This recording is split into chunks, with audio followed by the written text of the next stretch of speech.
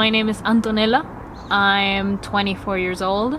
I just got my college degree in administration, and I used to work as a barista to cover my college funds, but that wasn't enough, so I turned into a sugar baby. I started sugaring at around 19 years old, and I read about it on the internet.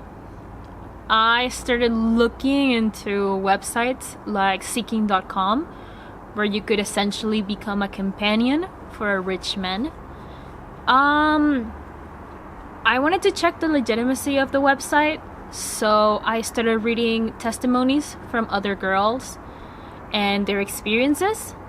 So I was a broke college student, so I had to do it. I thought that because I liked older men, it was gonna be really easy for me, but I was very naive. It was not. And how did it go? Oh, it was business. Both ends of the party knew that it was purely transactional. But, I mean, most of my clients were older men, especially men that were really lonely, or men that hated their wives, men that were really busy so they couldn't go on normal dates, or just men that were generally unpleasant to be with. But I was broke, so I had to do it. And for an allowance, each month I would basically be there for them to talk to sleep with them, to give them the time of the day that no other women would give them under basically any other set of circumstances.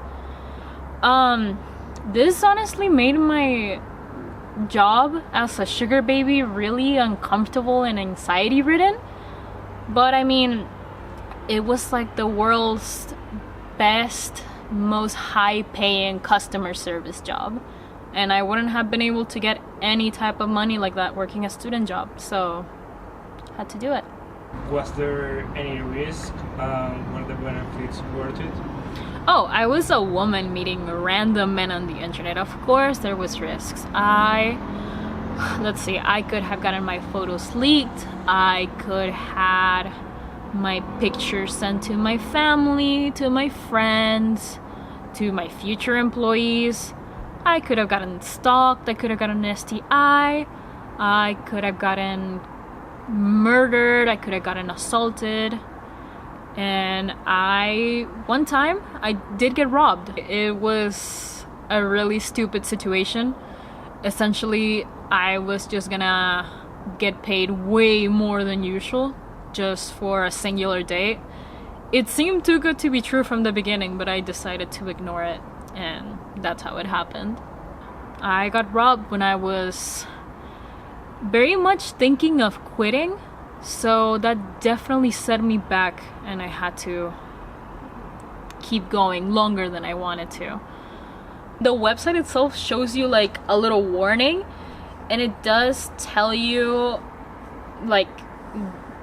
not sharing your personal information, not to share your bank account information, to report anybody that does it. It's basically kind of asking you to rethink what you're doing. The risks at the beginning were worth it. I was getting flown out to different cities every month. I was staying in really expensive hotels. I was eating at the most luxurious restaurants. But as time went on, I became really tired of having to deal with men, especially older men that just saw me as a piece of meat. And I got sick and tired, so I decided to quit. Can you share us what was the usual profile of men that were your clients? Yeah, of course. You could get any kind of character, really.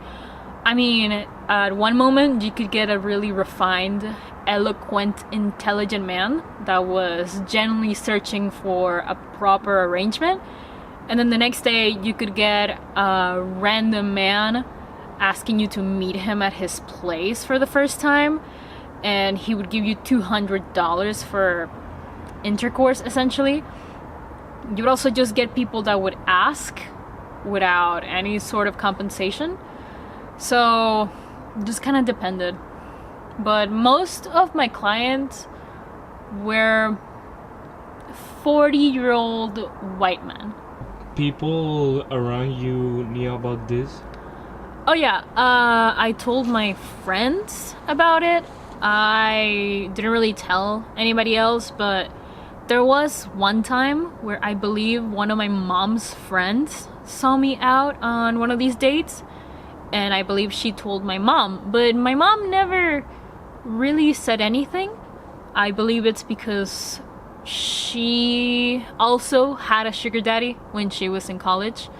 So there wasn't really any intervention or questions or any warnings.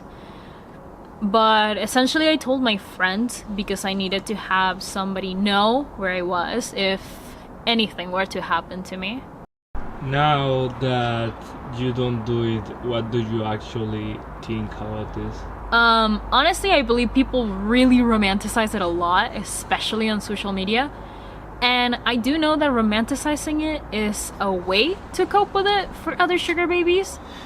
But anybody who thinks being a sugar baby is easy money is a fucking idiot, really. It is completely exhausting, and it is a transactional business. People that believe that they're gonna pay you just to talk to them, most of the girls in this industry are regular girls. If you want somebody to pay you just to talk to them, you have to be supermodel levels of pretty.